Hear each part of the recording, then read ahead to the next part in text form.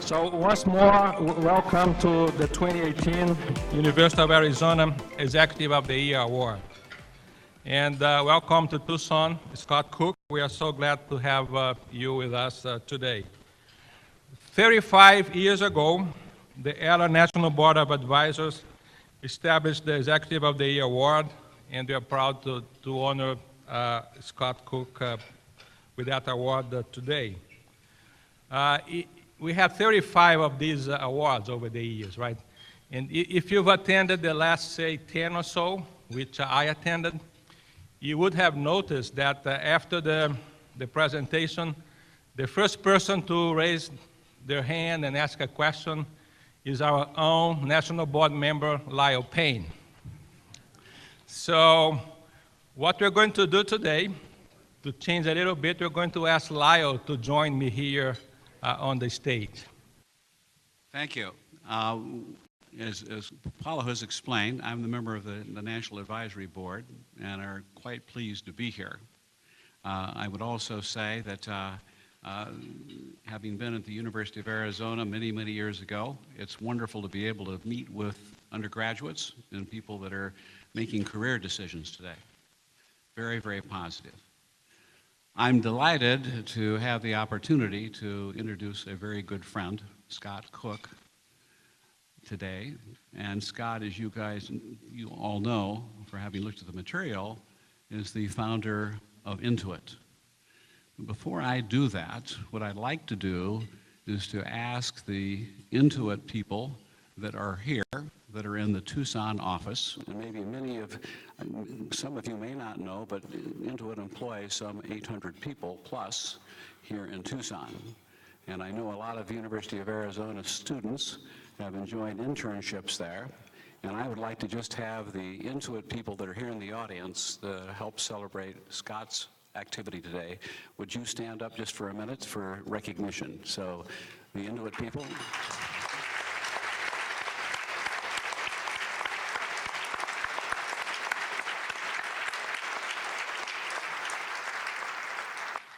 Thank you very, very much. And needless to say, for those students that are here, if you have an opportunity to talk to some of the Intuit people, I think you'll find it quite educational and worthwhile.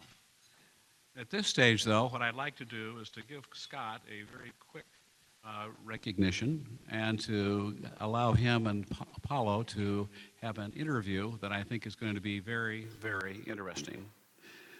As Scott was the founder of Intuit, let me just quickly tell you that from an education standpoint, Scott graduated from USC. He went to Procter & Gamble, was very involved in the brand management area. He then went to Harvard, got his MBA, and basically went to work for Bain, got very involved in the consulting world with a number of different sectors that were quite helpful as it relates to his career. In 1983, he was one of the founders, the key founder at Intuit, and over the next 10 years was the CEO. He would probably tell you one of the most interesting experiences as a startup was to find equity capital to be able to cover those costs during those very challenging years. But Scott did that successfully and went on again to be the CEO and was the CEO from day one. In 1993, there was a public offering. Scott became the chairman of the executive committee. Intuit grew quite significantly. Today, we've got over 8,000 employees. There are 12 offices here in the U.S. There are international offices as well. So I'd like to have you join me, if you would, in welcoming Scott as our keynote speaker. Thank you. We are so honored to present the 2018 Executive of the Year Award to Scott Cook, founder and president of Intuit.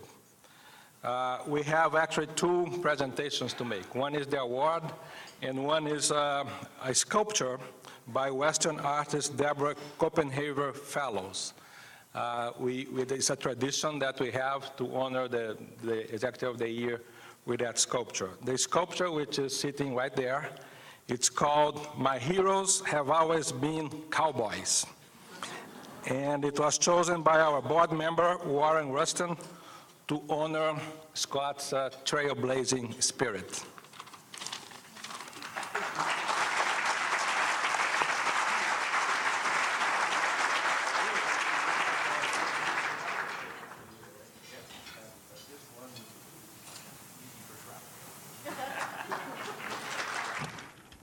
Okay, so we're trying this for the first time.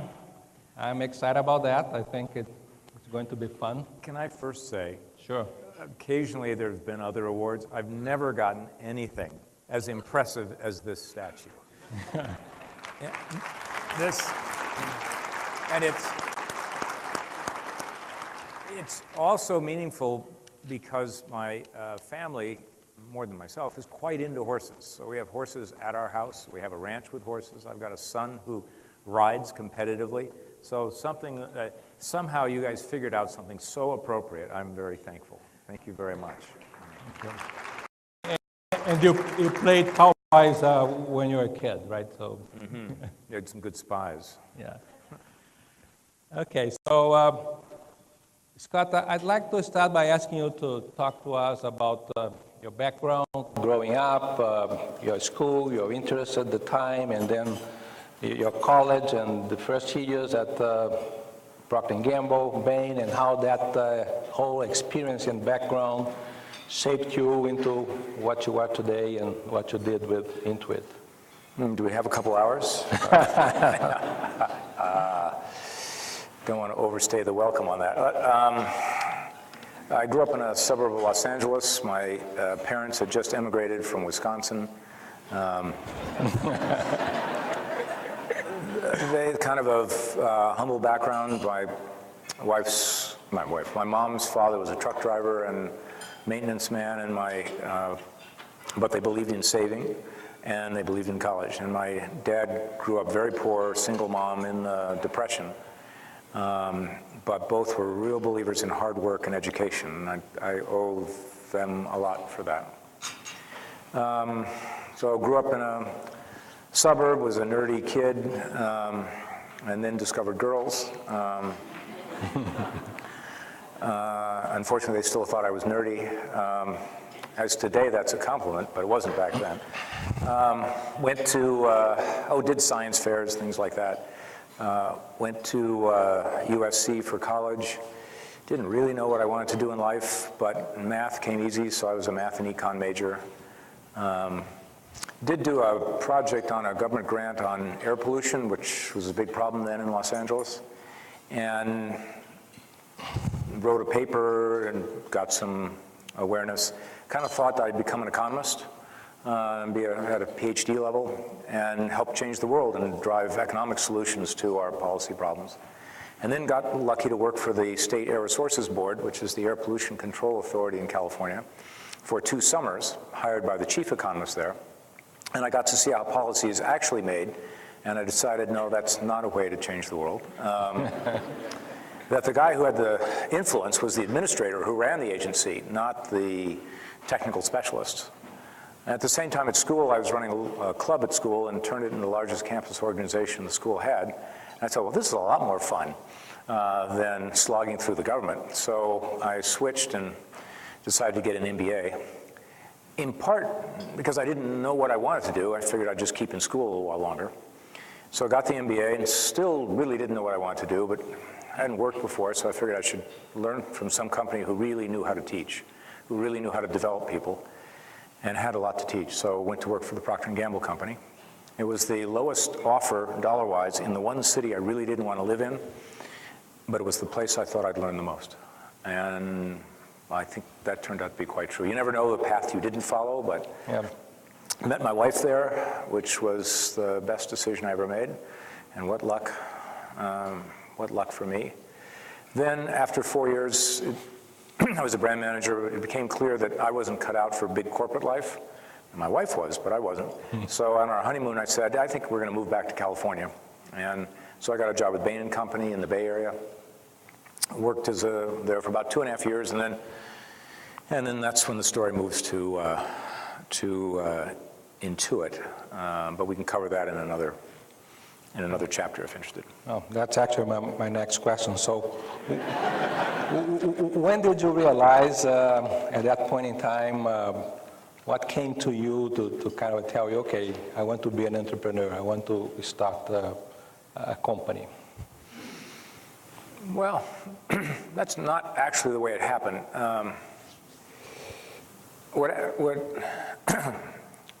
That was kind of more of an accident rather than an intent. What happened was we're in California, and I was working away at the consulting firm, and my wife complained about doing the bills. Now, she's very good at doing it, so it wasn't a quality problem. It was she didn't like doing it. It's back then you had to handwrite checks and keep a paper check register and occasionally reconcile to the bank statement. And these were all chores. They're not fun, and she'd rather not be doing them. But she ran the checkbook, because she's the organized one, so she ran the checkbook for our household. And when she complained about it over the dinner table, I said, this is something that these newfangled things, these personal computers going in households could be good at, because back then personal computers were very weak, technically. But the few things they could do was arithmetic, data storage, and manipulation, and they could print on dot matrix printers. They could print at low quality. But that's all you needed to do personal finance. So I thought, that's the solution. The technology is starting to go into homes. The problem might be a broad problem. Why don't I try to build the software that would solve her problem? So at first it was just going to be a software project that I'd taught myself to code in high school, and I figured I'm going to go back and teach myself again using something modern. But I quickly dropped that idea and decided to hire somebody who knew what they were doing. So I didn't have any money, so I went to Stanford and hired a student. And together, Tom and I code, he's really the co-founder, and we together designed the software, and we designed the interface, and then he coded it. So it was really, and initially I was thinking, well, we'll build this, and it's such a great idea, and some bigger company will want to license it from us and sell it. And that way we could just focus on the software side instead of building a real company. But then it became very apparent that our ideas on how you build software and why were different than the industry. The industry wanted products with lots of features, and we wanted products with very few features, just the ones that people used. The industry didn't really care about how easy they were to use. For those of you who remember WordStar, you had to kind of twist your fingers like this in key combinations to get it to do anything. We were all about ease of use, because the only way someone was going to use this in a home was if it was drop dead easy. So we were so contrarian that I knew the only way to make this into a success was to do it ourselves. So that I kind of backed into starting a company. So anyway, that's kind of the story of the very beginning. That's how the idea of Quicken came about, right? That's right. What about the TurboTax that came some years later? Yes, TurboTax was an acquisition we made in 1993, just after we went public. There was a company in San Diego where the founder had used the existing tax products, which I had used as well, and they were fiendishly slow. You would type in a number and then wait. And wait. I'd borrow the fastest computer we have, which Tom used for the coding. Otherwise, and even with that, you'd wait, and then the screen would change. You type in the next number, and wait, and wait. So he said, shoot, that's a horrible problem. I can do better. I can solve that. So he built a product that was coded in such a way that it ran really fast, hence the name TurboTax.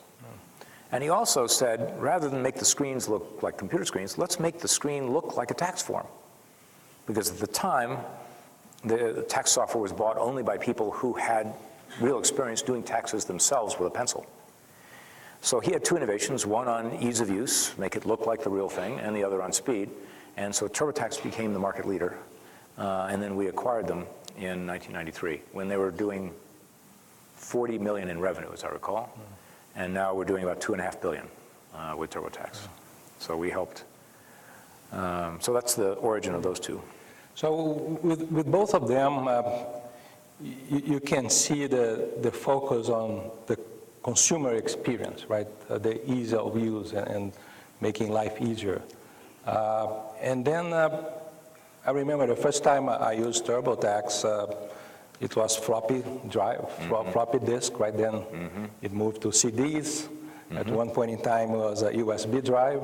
Then the internet came, and you got all the features of the internet, including easy to search frequently asked questions and community forums. So between the huge focus on the consumer experience and really being attuned, almost anticipating the trends of the technology and that progression, would that combination what drives the success of Intuit? How do you see technology advances and consumer focus? You know, I think that's right. The way we talk about it in the company is as we talk about what creates successful products, we talk about a thing called customer-driven innovation. And that's a set of practices that we teach and practice at the company. But the essence of it, to boil it down, is think of a Venn diagram, two circles that overlap a little bit. And when we went back to look at what drove the success of our successful businesses, and the same example is true for many other businesses, the successes were in the intersection of those two circles. One circle is, what is the most important unsolved customer problem? And the other circle is, what can you solve with technology today? And the good is technology keeps getting better, enabling you to solve more problems. But you want to apply the technology on what's the biggest customer problem that isn't solved yet. If it's already solved, let somebody else copy, let Microsoft do it. We want to solve the problems that nobody has solved yet. Hence, focus on that intersection. So it really is, as you described, the kind of the intersection between those two. So I think yesterday you engaged the faculty on some exercise, which the feedback that I got was outstanding. And I know you've been involved with the Wisconsin Business School. So how do you think we can do better in business schools to really delve into this Venn diagram and finding that sweet spot and have our students understand how to get there?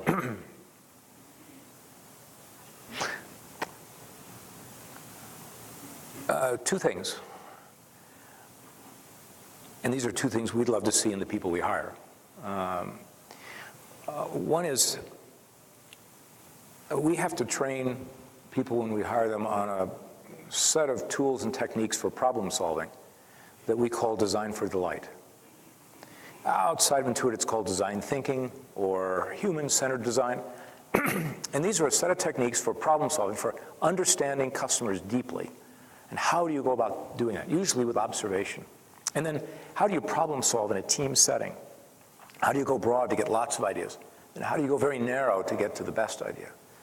And then how do you run experiments? So much of progress today comes from in environments of fast cycle learning, where people can run experiments fast and easily so they can try their ideas, rather than waiting for the boss to agree or the boss's boss. So those techniques of deep customer understanding, going broad to get very narrow, to get best ideas and very narrow, and then rapid experimentation, are powerful for life. We teach them to the nonprofits that my wife and I fund in education. They're used in medicine. They're the way companies now run that are not bureaucracies. They help de-bureaucratize. They democratize. They allow the newer people in a company to be able to discover and try their ideas. Now, we have to teach our teams, and we just went through training all 8,200 employees and retraining them on these skills. And we do that because people don't come to us with that training.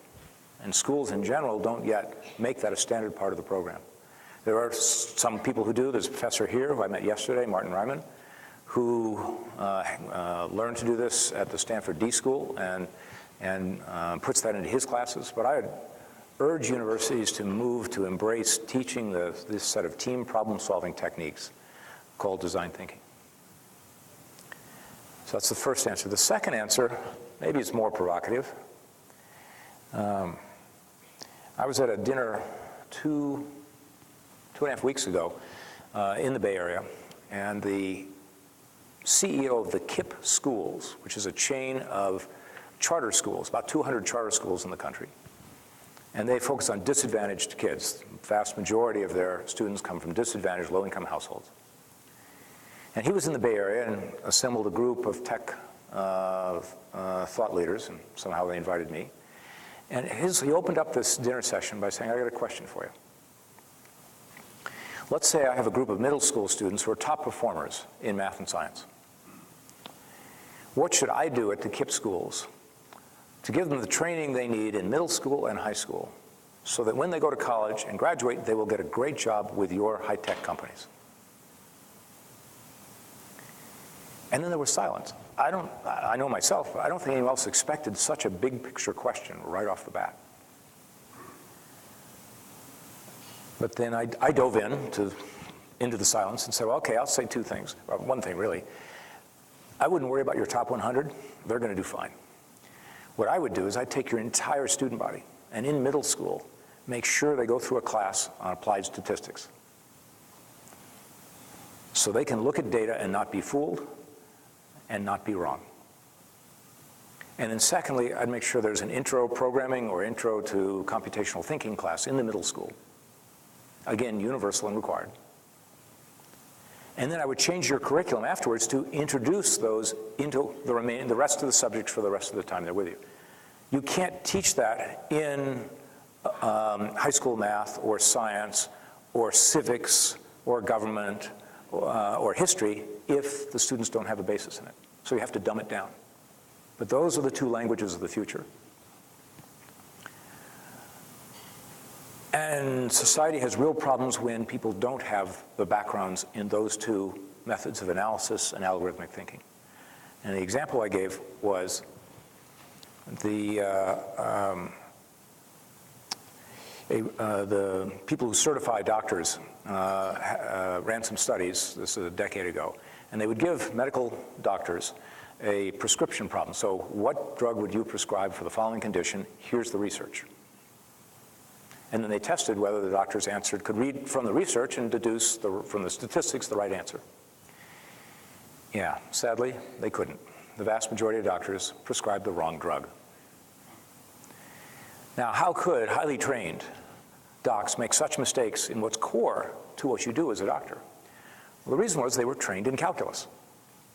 So they had the MCAT required calculus knowledge. The whole high school math sequence is to build up to calculus. So everyone can learn calculus. But statistics is either not taught or optional. So then I asked the assembled high-tech executives in the room, how many of you took calculus? Raise your hand. All the hands went up. Next question, how many of you have used calculus even once in the last 5 years? No hand went up. Now, calculus is vital in certain engineering and science disciplines. It's often the language of those disciplines. But outside those disciplines, it is swamped by statistics in importance. An understanding of statistics is important whether in medicine or government policy, or whether you want to be an informed citizen and understand the arguments in the newspaper. It's certainly necessary for journalism. Unfortunately, journalists generally never got close to that sort of stuff. It's crucial in business. Data analytics is becoming more and more important. And yet it's still an option on the side. So I would think that universities, if that's going to be true and vital, in my opinion, for a middle school and high school, I would think it should become mandatory in universities. Quick final question. Let's look at Stanford just as an interesting example. I think it's 18% of Stanford undergrads graduate in computer science, 39% in engineering. Question, what percentage of Stanford undergrads take at least one computer science course? Any guesses? 50? 30? 30? Other guesses? 60? No, the answer is 95%. And that's voluntary, it's not required. It's voluntary, and that means you're getting the jocks to take it, you're getting the art history majors to take it, the German literature majors. If you get to 95, you've pretty much gotten almost all your humanities students, which is the largest group of graduates, are taking the intro to computer science. They've made the course so fun and so fascinating, and it's hard. I had a daughter who took it, and it's not easy. Learning it is hard, but it's so popular because they've made the pedagogy, breakthroughs in the pedagogy of teaching computer science. So I think that's pointing a way to the future. Sorry for the long answer. I'll get off my soapbox. I think this is great. So computational thinking, algorithm thinking, and design thinking. Design thinking. Are you listening, Pam Perry? We'll work on that. Related to that, I read an article recently that quotes you saying that Intuit relies on savoring the surprise, digging into data that seems odd or nonsensical to find business-changing insights. Mm-hmm. Can you give examples or elaborate on that? Mm-hmm. Well, this is one of my learnings from my life. So what's the example? So I mentioned that $2.5 billion of our revenue comes from TurboTax. We get another $2.5 billion from QuickBooks. And this is the story of how QuickBooks came to be. And it was all because of a surprise we ignored for years. So we had produced Quicken, our first product, and after launch, we did an occasional tracking survey to understand stuff about the user, because it's desktop software, we had no online cloud that we could use, so we used surveys. At the back of the survey were demographic questions. One of those questions was, where do you use Quicken? 48% of the respondents said they used it in an office. Now, we built Quicken as a home product, sold it in a garish orange box. It looked like a Tide box. Guess where I got that idea. And it was designed only for use in homes to run a checkbook. So we saw that, and we said, well, but people must be taking their checkbook to the office because that's the only place they had an IBM PC. And back in 1985, IBM PCs were still rare in households. So we ignored it. Each year, similar tracking study, same answer. 48, 49, 50% of the people claimed to use it in office. We ignored it. Didn't make any sense. Because we were making consumer software. A few years later, it just bugged me. Why were people answering this question wrong? Or screwy? So let's go talk to some of them. So we went and called some, then we went to visit some. It turns out most of them weren't doing the home bills. They were running the books for a business on this home checkbook manager. We said, why? So we started doing what we now call the Toyota 5 Whys. When you see a surprise, go deep to understand why? Deep probing. And so we said, well, why aren't you using accounting software? There's dozens of suppliers of accounting software. It costs the same as Quicken, but it will also do your inventory, it'll do your accounts receivable, it'll do invoicing, it'll do payables. So you can spend the same amount of money on a piece of software to do all this business stuff. Why are you using a home product that literally only takes care of your checkbook? Well, we actually can, we'll do a little survey for the results here. So how many people here took accounting in school? Raise your hand, okay? Now, how many people really love accounting, really get it, and just love accounting? Raise your hand. Okay, there's the accounting department right back there. Good, there's always got to be a few. The rest of you people who raised your hand and then put it down are what I would call normal. Because most people know how to close doors and close windows. They don't know how to close books, and they don't know why they would. Most normal people think the general ledger was a war hero. So the reality is, what we discovered to our surprise, we had always assumed, and if you ask any accountant, they'll tell you you have to use debit and credit, journal and ledger, what they call double entry accounting. That's the only way to keep business books, according to accountants. All of the accounting software producers believed the accountants. So the products required a knowledge of debits, credits, journals, and ledgers. What we learned from this, to our surprise, we believed it too, was that in fact a whole bunch of businesses don't understand debits and credits and never want to learn. Because the books are kept, you know, if 10-person company, you don't have room for a CPA on the payroll. The books are kept by the owner's spouse, by an unfortunate clerk, an office manager. And they don't know accounting and don't want to learn. That's why they were buying a home product that said we work like a checkbook. They said, ooh, I understand checkbook. So that was the paradigm shift that we discovered by accident when we finally followed up on the surprise. So then the rest was easy, or relatively easy. We said, well, let's build a product for these businesses that keeps business books, will do invoicing and the like, but doesn't require a drop of accounting. So we launched it saying the first accounting software with no accounting in it. And we don't do all that in the background. And the interesting story is then what happened next. So we had a bunch of problems at the launch. We had bad advertising. We ran a big, expensive ad, 2 pages, full color, in the world's largest trade journal at the time, PC Magazine. We got 4 responses, 4, count them. And I'm convinced we would, if we'd run just a blank page with an 800 number, more than 4 people would have called. We had an unknown brand name, QuickBooks. We charged $99 for it, which was twice the price of the leading accounting software. But we did way less than 1/2 the stuff they did. So you could say, if you measured features by price value, we're off by 4-fold. Then we had bugs. And not just a little problem.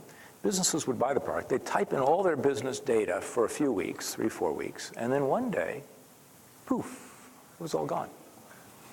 Gone. Gone. And that caused our tech support phones to light up, and then we really work hard on customer care so that we can help our customers when they have a question. But all of a sudden, everybody was calling, and we got deluged with calls so nobody could get through. So this is the brilliant launch of QuickBooks in 1992. Now, the engineers got on top of it. They found the sources of the bugs. We sent everybody new releases. We swapped out all the inventory at retail. We doubled the size of the tech support department in a week, which was easy to do because we had to train them on just one question: where the bleep is my data? And so then what happened in the marketplace? It took us a couple months to get on top of that. But by the second month we were in the market, we went from 0 market share to market leadership. We were the best-selling accounting software in the United States in the second month we were on the market. I'll never live to see something that fast again, I don't think. And the reason is we had figured out by this surprise the #1 most important problem for businesses trying to keep books on a computer, and we had solved it. And that's what made QuickBooks the huge business. Today, every one of the competitors in that business are out of business, except for one which was saved from death by being bought by a British company, and they're down to like a 4 market share. So that's the power of surprise in our own, and savoring it as opposed to ignoring it, which we had done, which I had done for years. That's fascinating. Intuit is also known as a company that keeps reinventing itself. So can you talk to us about this self-disruption approach? Yeah. I mean, if you don't disrupt yourself, somebody else will. And if they do it, you're dead. So the problem is that means hurting the profitability of a current business, because you're going to do something that's probably going to hurt a current business's profits. But if you can't get the gumption to do that, somebody else will do it, and your profits will just drift away more slowly. So we just have to make sure, like we've introduced cheaper versions of we give a bunch of TurboTax away for free, because we're having a competitor who is starting to give away the federal version for free and gaining share. So we've had to go very aggressive with free. But then we figure out how to monetize it. And so we've maintained being the huge market leader. But if we didn't do that, we'd slowly get nibbled to death. And we've got a new version of QuickBooks for self-employed people, people who work alone, freelancers, Uber drivers, people like that. Huge, the most growing category of U.S. employment. But it's at a much lower price point. And we had to stomach that, saying if we don't attack this market, somebody else will, and then they'll come up and eat us. So, and that's turned out to be a great business. So it doesn't make money yet, but it will. So I don't know if you just have to do that on faith, because there's too many bodies around of companies who didn't. I want to ask a self-serving question. We have this great entrepreneurship program in the Eller College, the McGuire Center. And a lot of people come to me and ask, can you really teach entrepreneurship? And from your perspective, being a successful entrepreneur, being there, what are your thoughts about what we should be teaching, how we should be kind of putting together our curriculum and our programs? Well, I think we've talked about curriculum ideas enough. Maybe we go, I guess I have theory, and it ties into what you're doing here, that I'm not sure you can teach entrepreneurship, but you can get people to practice it. And I think you do that with some sort of project by which people have to start a business. Yep. So I think the best way to learn these skills is to do them, and to learn about yourself by doing so, to try by learning, to then build confidence that you wouldn't have if you were just listening to a book or a lecture. So I think what you're doing by getting people's hands dirty to have students actually start, and every business is an experiment, so people start learning the process of running experiments. So I think what you're doing is thought leading in how to develop entrepreneurs. Thank you. From your overall career, right, from starting a new company to managing a large corporation, what are the lessons that you could share with the audience in terms of management and leadership?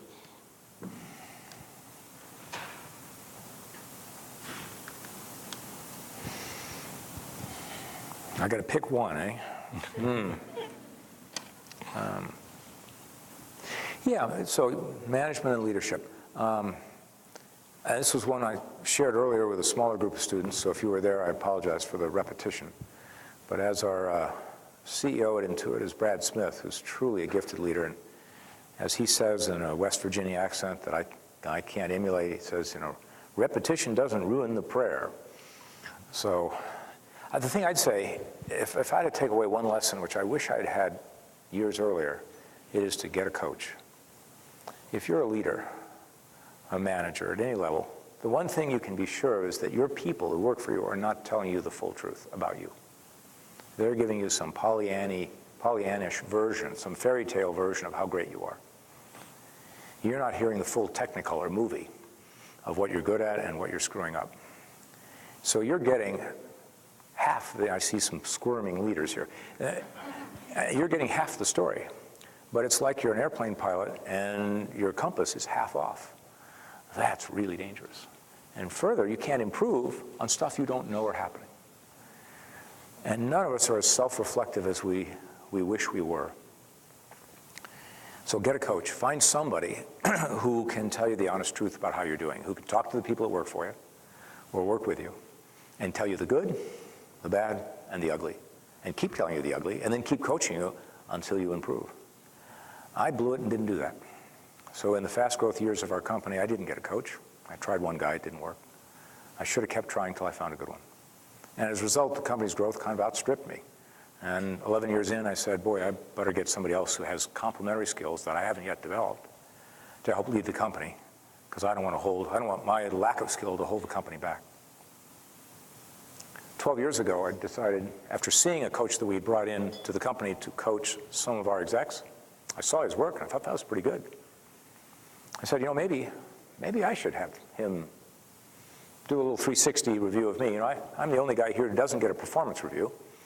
And maybe I got some things I'm not quite aware of. So he did a 360, talked to a dozen of the people that I work with, and oh boy.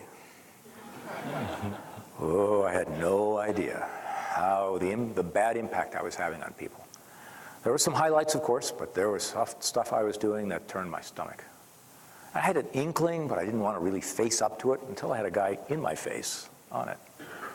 And I've worked with him ever since. I meet with him about every 8 weeks. It's one of the best things I ever did. And I am so much better as a colleague, as a leader, as a coach now. Vastly better than I was 12 years ago, and I'm still learning how to do it better. So yeah, get a coach. Get someone who will tell you the truth about how you're doing and help you get better. And it could be a boss, it could be a colleague, it could be an outsider. I'll make sure you find someone. So that'd be my tip on growing as a manager and a leader. Great, so I should be looking for a coach, I guess. You're probably pretty good at this. Well, I'd like to use the next 10 minutes for questions by the audience. Oh, your first one is Lyle Payne. As advertised. When you look at a startup, you look at the people here in the audience, you were going to advise them, what are the 3 most challenging things that I face in a startup? What would the So Lyle's question is, what were the 3 most challenging things that we faced as a startup, as kind of advice to startups to come from this audience? Funding, demand. Let me just give you the top 2. We couldn't raise venture funding. We tried. I had been working in the World Center of Venture Capital on Sand Hill Road in Menlo Park, California. We talked to 24 venture funds, more than that, didn't raise a penny. Totally struck out. So that was, so we had to bootstrap. We got $151,000 from some other sources, but we had to figure out how to bootstrap the company because we did not get the money. Today it's easier, but still we were so outside the paradigm of what venture capitalists were funding. We were non-consensus, decidedly so, that they just didn't invest. So that was a real problem, almost killed us. Because the second problem, we couldn't generate demand. And we had no way to get the word out. There weren't nice app stores like today we could go in. You had to get physical distribution, boxes of software in stores around the country, and the stores wouldn't buy from us because we were too little and had no money. So that means people couldn't find it. So we really came very close to death. We had to stop paying salaries, give back all the rented equipment and furniture and computers. It was really ugly. So those 2 things were monumental challenges for us. But fortunately, it got better. Intuit is known for creating very easy-to-use products. I'm curious, why is simplicity so challenging for many companies? Yeah, why is simplicity so hard? He says that Intuit is famous for making software that's relatively easy to use. Why is simplicity so hard for many companies? You know, it's hard for us. Our products have gotten too hard. So they may be easier than some others, but they're not easy enough anymore. So we have a major effort right now to re-simplify what we're doing. And that we've been on that for QuickBooks for a while. We've made some progress there, but why is it hard? Good one.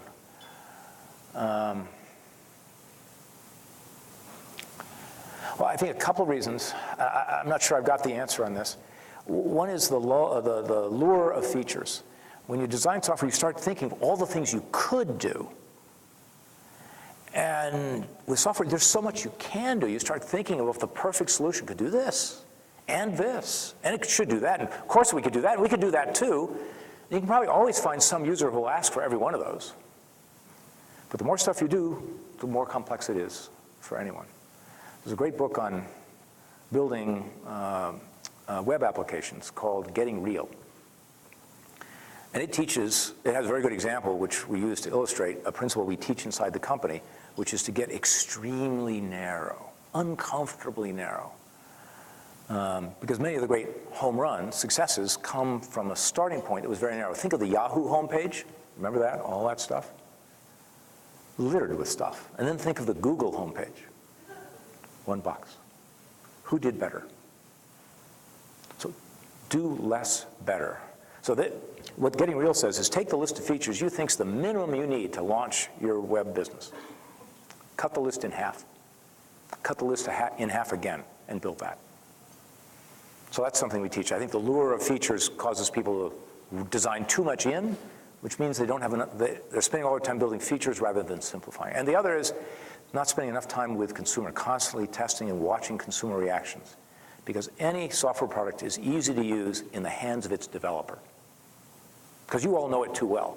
It's just like Arabic's really easy to read for people who grew up with Arabic, but not for newbies. So you've got to be able to view it through the eyes of the newbie, because that's the person who judges ease. And to do that, your team can't do that. You have to be closely engaged. And we were the first people to bring in consumers to use software during the development process, see what they could figure out and what they couldn't, and then fix it.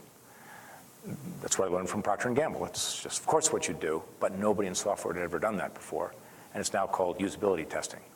We didn't have a fancy word for it. But those would be the 2 things. It's hard to see how hard your software really is, and all of us put too many features in. I'll bring the microphone to you.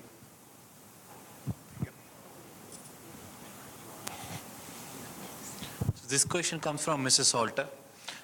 What does the 800 employee in the Tucson office exactly do? What do the 800 people in Tucson do? Yeah. Range of things. We've got some of our financial functions here and operation functions like procurement to cash and order processes run for the entire company. We have some of our global sales support here, so the people who help manage our sales organizations globally and produce some of the tools that are used globally. We've got a large customer success organization, so these are the people who advise our customers on how to make the most of our products and achieve the success that we promise. This is important because our company aspiration vision is powering prosperity. So we've got a few hundred people who work to help the prosperity of our users and also solve any problems they have. So those are chunks. I know. What am I leaving out, guys? What did I leave out? HR. Oh, of course, yeah. We've got some of our global HR functions. Yep, yeah. And so it's a mix. We've got some finance and data analytics here as well. I'm sorry? Yeah, we've got some financial operations that are here. So that's an important area for us that we've built up here. Our employee business systems, who build the systems and tools and work with our vendors to build systems and tools for our employees to use. And one of the things it's funny, we just spent some time with a Disney company, and everyone gets kind of amazed by how the employees at Disney and the theme parks handle the guests so well. Well, Disney says your customer handling will never be better than the systems that your employees use. And so a lot of those systems, and I was just watching, yesterday I was in watching some of our teams and listening to the customers and watching one team who'd been running experiments on a whole new way of handling the customer experience when the customer wants to contact us. And it's a breakthrough. It's working so well. And we got a little team of, I think, 4 employees on that system now in the test. And boy, Godspeed for that to expand it to the thousands. So that kind of pioneering is done here in Tucson as well. I think we have one last question there.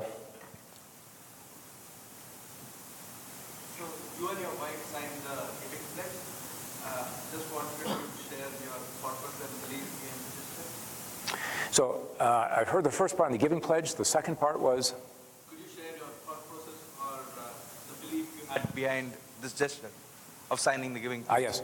So the giving pledge is a kind of, how to describe it? It's Warren Buffett and Bill Gates led by example on this, and they publicly declared, each of them, that they were going to give more than half of their accumulated fortune away to philanthropy.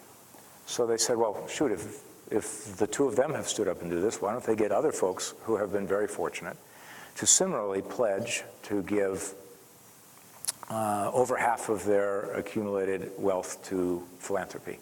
They don't have to say how they're going to do it, just to pledge it. So there's now 120 of us, I think, each of whom have written a letter, and they're all on a website called the Giving Pledge. And for us, it was pretty easy because we were planning to do that anyway. We'd always told the kids, you're going to have to make it on your own because we're giving, we'll take you through college and all that, but we're giving the money away to help worthy charities. So since we'd always told the kids that, it was nothing for us to write the letter. And our personal focus for us right now, we do a little in bioscience research around MS, because Signe, my wife, has multiple sclerosis. We do a little on the environment. My wife is on the board of the Environmental Defense Fund, which is really top-notch there. So we've been funding a bunch of their methane work to help measure where methane leaks are, because methane's anywhere between 20 and 80 times more of a cause of climate change than carbon dioxide, but a lot of it just leaks into the atmosphere unseen, especially like in the Soviet Union, Russia. So we're working with them on satellite ways to measure. But the big place we spend our time, the biggest chunk of money, and where we spend our personal time is in education. And we've done some things in college and high school, but most of our work now is on ages 0 through 5, because that's when the trajectory starts to split. It's before kids even get into structured education. And what can we do in homes to actually help the home environment be one that spurs more cognitive development, more literacy development, more development of math skills, before kids even get into school. So when the kids get into school, suddenly they're achieving better, and because if you get behind early, since a lot of learning is cumulative, then you just stay behind. So we're backing some pretty impressive entrepreneurs who have major interventions that produce dramatic advances in kids learning the skills for life and career even before they leave the home and get into kindergarten. So that's where we spend our time. So we're coaching a bunch of these entrepreneurs and funding their work and funding the randomized control trials that help validate what they're doing works. So that's where our time passion is going. Oh, we had one cool thing. So most of what we do is very young kids, but there was one project. I got called by the dean of the Harvard Business School and said, you know, you told me you wanted to invest in things which could help everyone, not just one school. I said, yep. He said, I got one. So there was a professor there who decided to try to teach history through the case method. And you guys all know about cases. Well, history is generally taught through the lecture. And who here took history classes? Raise your hand. Okay, who here loved the teaching, really thought you were captivated by the class? I'm trying to find one hand. The lights are, there we go, okay, right there, good. There is something about the pedagogy in history teaching and learning about people who were long dead that has not yet excited the passion of students. So this guy thought he could use the case method, like HBS uses. And so he created a set of cases, taught them at Harvard College. In the first semester, the student ratings then showed this was the highest rated history class at Harvard College, taught by a B school professor. Now there's a trick here. It turns out the top 4 most popular classes at Harvard College are all taught by Harvard Business School faculty because they use the case method. And cases are just much more interesting and much more engaging than lectures. So a strange thing happened next. That summer, the professor started getting inbound calls and emails from high school history and government teachers saying, I heard from one of my alums who took your class about this phenomenal thing, history cases. Can we get those cases? I want to try this. Totally unexpected. So he invited a group of these teachers to come to the business school and train them for 2 days on how you teach cases, because case teaching is very different than standard stand up and read your notes in a lecture. They went back and tried it. No one knew what was going to happen. He thought he was going to have to rewrite the cases because these were written for Harvard College students, not for high school students. And it worked. They found, I think because the bar was so low, they found that this was a much more engaging way to teach. And that's when we got in the picture. So they needed funding because now they're having demand from more teachers. So we've helped fund up the scale up. Then he trained next year 45 teachers, next 75 teachers. Now he's going to have, next year it'll be more than 100. He can only train 100 at HBS, it's the biggest classroom. So now he's trying to figure out how to get the training out. His big thing was, I don't want to just have prep schools doing this. So there's now a whole mix of schools, including disadvantaged neighborhoods, including some which have replaced their entire class curriculum with just cases, these cases. Oh, and by the way, the students and teachers said, we don't want the dumbed down ones. We want only the real Harvard cases. And so this is spreading by word of mouth now, from history teacher to history teacher. And now we're having to figure out how do we scale it to diversify the, you can't fly everyone to Boston to train them, so how can we get the training to happen? But it's a real change to how this important subject can engage students. And in case, you know, you're a protagonist, somebody's got the pro, the con, you're the decision maker, you're James Madison or you're Teddy Roosevelt, what would you do? Here are the facts of the situation. Upton Sinclair just wrote The Jungle. There's people all concerned about poison in their meat factories, but the government has never regulated any industry outside of banks. What do you do? So anyway, that's that sort of thing. So this has fascinated me on 2 reasons. One, because I believe in learn by doing. It's a better way to learn. And 2, because I think it's the business education model now infecting how general education might work. So I think it's a really cool development. We'll see how it goes. Very cool, very, very fascinating. Well, this has been an outstanding experience. I think the audience probably got a lot out of this. I'd like to thank you again for coming here and participating in our Executive of the Year program. Thank you, Kyle. Thank you very much, Carl.